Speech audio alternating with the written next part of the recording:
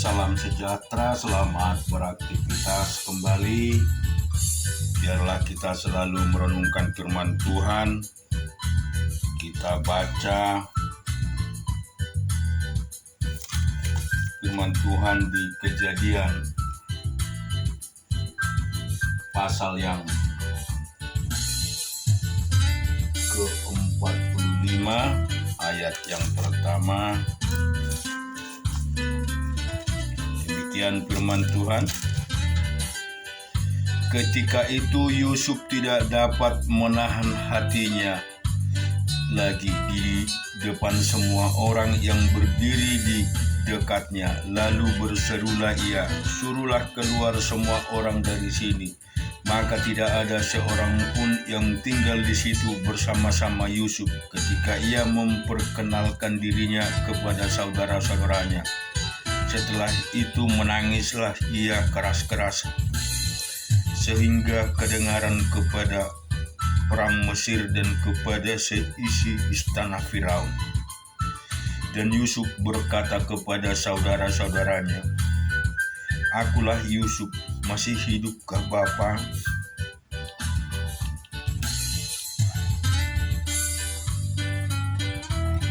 Tetapi saudara-saudaranya tidak dapat menjawabnya sebab mereka takut dan gemetar menghadapi dia. Lalu kata Yusuf kepada saudara-saudaranya itu, "Marilah dekat-dekat." Maka mendekatlah mereka. Katanya lagi, "Akulah Yusuf, saudara-saudaramu yang kamu jual di Mesir.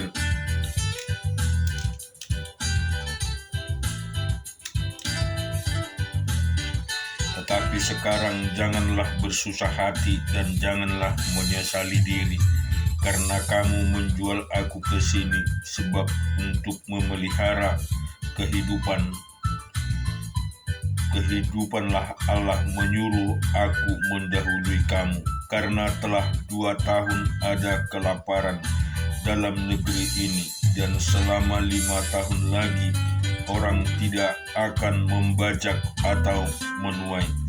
Maka Allah telah menyuruh aku mendahului kamu untuk menjamin kelanjutan keturunanmu di bumi ini dan untuk memelihara hidupmu, sehingga sebagian besar daripadamu tertolong. Jadi bukanlah kamu yang menyuruh aku ke sini, tetapi Allah. Dialah yang telah menempatkan aku sebagai bapa bagi Firaun dan tuan atas seluruh istananya dan sebagai kuasa atas seluruh tanah Mesir. Segeralah kamu kembali kepada bapa dan katakanlah kepadanya, beginilah kata Yusuf, anakmu, Allah telah menempatkan aku sebagai tuan atas seluruh Mesir. Datanglah mendapatkan aku, janganlah tunggu-tunggu. Engkau akan tinggal di tanah Gosen dan akan dekat kepadaku, engkau serta anak dan cucumu, kambing domba dan lembu sapimu dan segala milikmu. Di sanalah aku memelihara engkau, sebab kelaparan ini masih ada 5 tahun lagi, supaya engkau jangan jatuh miskin bersama seisi rumahmu dan semua orang yang ikut serta dengan engkau. Dan kamu telah melihat dengan mata sendiri, dan saudaraku Benyamin juga, bahwa mulutku sendiri mengatakannya kepadamu. Sebab itu ceritakanlah kepada bapa segala kemuliaanku di negeri Mesir ini dan segala yang telah kamu lihat. Kemudian segeralah bawa bapa kemari." Lalu dipeluknya lah leher Benyamin adiknya itu, dan menangislah ia, dan menangis pula Benyamin pada bahu Yusuf. Yusuf mencium semua saudaranya itu dengan mesra, dan ia menangis sambil memeluk mereka. Sesudah itu barulah saudara-saudaranya bercakap-cakap dengan dia. Ketika dalam istana Firaun terdengar kabar bahwa saudara-saudara Yusuf datang, hal itu diterima dengan baik oleh Firaun dan pegawai-pegawainya. Lalu berkatalah Firaun kepada Yusuf, "Katakanlah kepada saudara-saudaramu, buatlah begini, muatilah binatang-binatangmu dan pergilah ke tanah Kanan, jemputlah ayahmu dan seisi rumahmu, dan datanglah mendapatkan aku. Maka aku akan memberikan kepadamu apa yang paling baik di tanah Mesir, sehingga kamu akan mengecap kesuburan tanah ini. Selanjutnya engkau mendapat perintah mengatakan kepada mereka, buatlah begini, bawalah kereta dari tanah Mesir untuk anak-anakmu dan istri-istrimu. Jemputlah ayahmu dari sana dan datanglah kemari. Janganlah kamu merasa sayang meninggalkan barang-barangmu, sebab apa yang paling baik di seluruh tanah Mesir ini adalah milikmu." Demikianlah dilakukan oleh anak-anak Israel itu. Yusuf memberikan kereta kepada mereka, dan menurut perintah Firaun juga diberikan kepada mereka bekal di jalan. Kepada mereka masing-masing diberikan sepotong persalin, dan kepada Benyamin diberikannya 300 uang perak dan 5 potong persalin. Di samping itu kepada ayahnya dikirimkannya 10 ekor keledai jantan, dimuati dengan apa yang paling baik di Mesir. Lagi pula 10 ekor keledai betina dimuati dengan gandum dan roti dan makanan untuk ayahnya dan perjalanan. Kemudian ia melepaskan saudara-saudaranya serta berkata kepada mereka, "Janganlah berbantah-bantah di jalan." Demikianlah mereka pergi dari tanah Mesir dan sampai di tanah Kanaan. Kepada Yakub ayah mereka menceritakan kepadanya, Yusuf masih hidup, bahkan dialah yang menjadi kuasa atas seluruh tanah Mesir. Tetapi hati Yakub tetap dingin, sebab ia tidak dapat mempercayai mereka. Tetapi ketika mereka menyampaikan kepadanya segala perkataan yang diucapkan Yusuf, dan ketika dilihatnya kereta yang dikirim oleh Yusuf untuk menjemputnya, maka bangkitlah kembali semangat Yakub ayah mereka itu. Kata Yakub, "Cukuplah itu, anakku Yusuf masih hidup. Aku mau pergi melihatnya sebelum aku mati." Kita juga akan baca di Keluaran pasal yang pertama.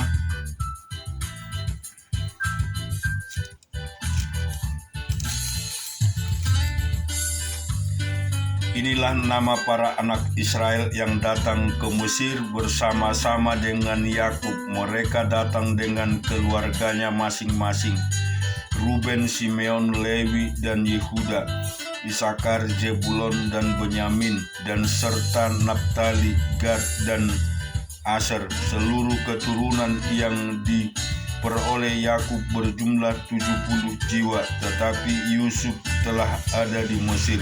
Kemudian matilah Yusuf serta semua saudara-saudaranya dan semua orang yang seangkatan dengan dia. Orang-orang Israel beranak cucu dan tak terbilang jumlahnya. Mereka bertambah banyak dan dengan dahsyat melipat ganda, sehingga negeri itu dipenuhi mereka. Kemudian bangkitlah seorang raja baru memerintah tanah Mesir yang tidak mengenal Yusuf. Berkatalah raja itu kepada rakyatnya, "Bangsa Israel itu sangat banyak dan lebih besar jumlahnya daripada kita. Marilah kita bertindak dengan bijaksana terhadap mereka, supaya mereka jangan bertambah banyak lagi. Dan jika terjadi peperangan, jangan bersekutu nanti dengan musuh kita dan memerangi kita, lalu pergi dari negeri itu.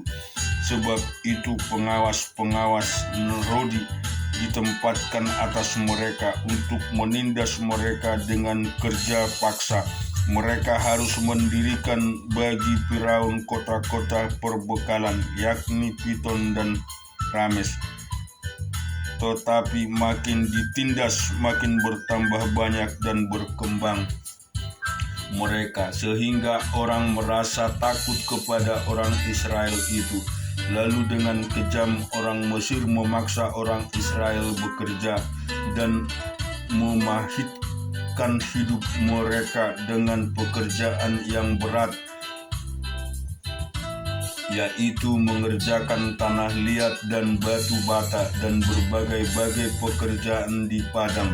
Ya, segala pekerjaannya dengan kejam dipaksakan orang Mesir kepada mereka itu. Raja Mesir juga memerintahkan kepada bidan-bidan yang menolong perempuan Ibrani, seorang bernama Sipra dan yang lain bernama Pua, katanya, apabila kamu menolong perempuan Ibrani pada waktu bersalin, kamu harus memperhatikan waktu anak itu lahir. Jika anak laki-laki, kamu harus membunuhnya, tetapi jika anak perempuan, bolehlah ia hidup. Tetapi bidan-bidan itu takut akan Allah dan tidak melakukan seperti yang dikatakan Raja Mesir kepada mereka, dan membiarkan bayi-bayi itu hidup. Lalu Raja Mesir memanggil bidan-bidan itu dan bertanya kepada mereka, "Mengapakah kamu berbuat demikian, membiarkan hidup bayi-bayi itu?" Jawab bidan-bidan itu kepada Firaun, "Sebab perempuan Ibrani tidak sama dengan perempuan Mesir, melainkan mereka kuat sebelum bidan datang. Mereka telah bersalin." Maka Allah berbuat baik kepada bidan-bidan itu, bertambah banyaklah bangsa itu dan sangat berlipat ganda. Dan karena bidan-bidan itu takut akan Allah, maka ia membuat mereka berumah tangga. Lalu Firaun memberi perintah kepada seluruh rakyatnya, "Lemparkanlah segala anak laki-laki yang lahir bagi orang Ibrani ke dalam sungai Nil, tetapi segala anak perempuan biarlah hidup." Kita baca di 2 Tawarik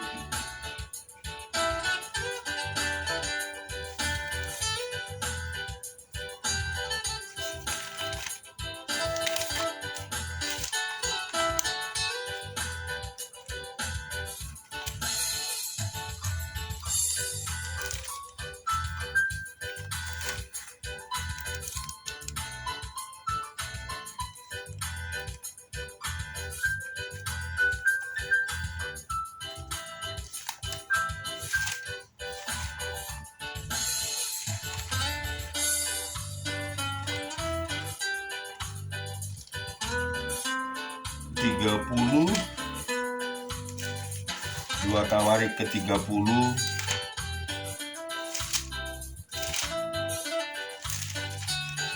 ayat 1 sampai dengan 28. Kemudian Hizkia mengirim pesan kepada seluruh Israel dan Yehuda, bahkan menulis surat kepada Efraim dan Manase supaya mereka datang merayakan Paskah bagi Tuhan Allah orang Israel di rumah Tuhan di Yerusalem. Raja bersama-sama para pemimpin dan seluruh jemaah di Yerusalem merancangkan untuk merayakan Paskah pada bulan kedua, karena mereka tidak dapat merayakannya pada waktunya, sebab para imam belum menguduskan diri dalam jumlah yang cukup dan rakyat belum terkumpul di Yerusalem. Rancangan itu diterima baik oleh raja dan seluruh jemaah. Mereka memutuskan untuk menyiarkan maklumat di seluruh Israel dari Betseba sampai Dan, supaya masing-masing datang ke Yerusalem merayakan Paskah bagi Tuhan Allah Israel, karena mereka belum merayakannya secara umum seperti yang ada tertulis. Maka berangkatlah pesuruh-pesuruh cepat ke seluruh Israel dan Yehuda membawa surat dari raja dan para pemimpin dan mengatakan sesuai dengan perintah raja, "Hai orang Israel, kembalilah kepada Tuhan Allah Abraham, Ishak dan Israel, maka ia akan kembali kepada yang tertinggal daripada kamu, yakni mereka yang terluput dari tangan raja-raja Asyur. Janganlah berlaku seperti nenek moyangmu dan saudara-saudaramu yang berubah serta terhadap Tuhan Allah nenek moyang mereka, sehingga ia membuat mereka menjadi kedahsyatan seperti yang kamu lihat sendiri. Sekarang janganlah tegar tengkuk seperti nenek moyangmu. Serahkanlah dirimu kepada Tuhan dan datanglah ke tempat kudus yang telah dikuduskannya untuk selama-lamanya, serta beribadahlah kepada Tuhan Allahmu, supaya murkanya yang menyala-nyala undur padamu. Karena bila mana kamu kembali kepada Tuhan, maka saudara-saudaramu dan anak-anakmu akan mendapat belas kasihan dan orang-orang yang menawan mereka, sehingga mereka kembali ke negeri ini, sebab Tuhan Allahmu pengasih dan penyayang. Ia tidak akan memalingkan wajahnya daripada kamu bila mana kamu kembali kepadanya. Ketika pesuruh-pesuruh cepat itu pergi dari kota ke kota melintasi tanah Efraim dan Manase sampai ke Jebulon, mereka ditertawakan dan diolok-olok. Namun beberapa orang dari Asyir, Manase dan Jebulon merendahkan diri dan datang ke Yerusalem. Di Yehuda nyata pula tangan Allah yang membulatkan hati mereka untuk melakukan perintah raja dan para pemimpin sesuai dengan firman Tuhan. Maka berkumpullah di Yerusalem banyak orang, suatu jemaah yang sangat besar, untuk merayakan hari raya roti tidak beragi pada bulan yang kedua. Lalu bangunlah mereka menjauhkan mesbah-mesbah yang ada di Yerusalem, juga semua mesbah korban ukupan disingkirkan dan dibuang ke lembah Kidron. Kemudian disembelihnya domba Paskah pada tanggal 14 bulan kedua. Maka para imam dan orang-orang Lewi merasa malu, lalu menguduskan dirinya membawa korban bakaran ke rumah Tuhan. Mereka berdiri pada tempatnya menurut peraturan yang berlaku bagi mereka masing-masing, sesuai dengan Taurat Musa abdi Allah itu. Para imam menyiramkan darahnya, diterimanya dari orang-orang Lewi, sebab ada banyak di antara jemaah yang tidak menguduskan dirinya, sehingga mereka tugas orang Lewi untuk menyembelih domba-domba Paskah bagi setiap orang yang tidak dapat menguduskannya bagi Tuhan, karena ia tidak tahir. Sebab sebagian besar dari rakyat, terutama dari Efraim, Manase, Isakar, dan Jebulon, tidak mentahirkan diri, namun mereka memakan Paskah walaupun tidak sesuai dengan apa yang ada tertulis. Tetapi Hizkia berdoa untuk mereka, katanya, "Tuhan yang baik itu kiranya mengadakan perdamaian bagi semua orang yang sungguh-sungguh berhasrat mencari Allah, yakni Tuhan Allah nenek moyangnya, walaupun ketahirannya mereka tidak sesuai dengan tempat kudus." Tuhan mendengar Hizkia dan membiarkan bangsa itu selamat. 7 hari lamanya orang Israel yang berada di Yerusalem merayakan hari raya roti tidak beragi dengan kesukaan yang besar.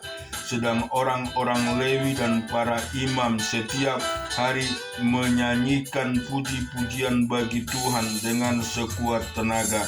Hizkia mengucapkan kata-kata pujian kepada semua orang Lewi yang menunjukkan akal budi yang baik dalam melayani Tuhan. Demikianlah orang memakan makanan perayaan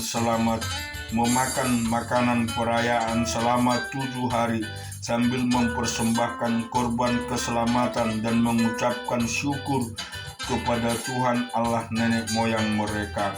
Kemudian seluruh jemaat sepakat untuk berhari raya 7 hari lagi. Lalu mereka berhari raya 7 hari lagi dengan sukaria, sebab Hizkia Raja Yehuda telah menyumbangkan kepada jemaah 1.000 ekor lembu jantan dan 7.000 kambing domba. Juga para pemimpin menyumbangkan kepada jemaah 1.000 ekor lembu jantan dan 10.000 ekor kambing domba. Dan sebagian besar para imam telah menguduskan diri. Seluruh jemaah Yehuda bersukaria, juga para imam dan orang-orang Lewi dan seluruh jemaah yang datang dari Israel serta orang-orang asing, baik yang datang dari tanah Israel maupun yang tinggal di Yehuda. Maka besarlah kesukaan di Yerusalem, karena sejak Salomo bin Daud Raja Israel tidak pernah terjadi peristiwa semacam itu di Yerusalem. Sesudah itu para imam Lewi bangun berdiri dan memberkati rakyat. Suara mereka didengar Tuhan dan doa mereka sampai ke tempat kediamannya yang kudus di surga. Amin. Tuhan memberkati kita semua.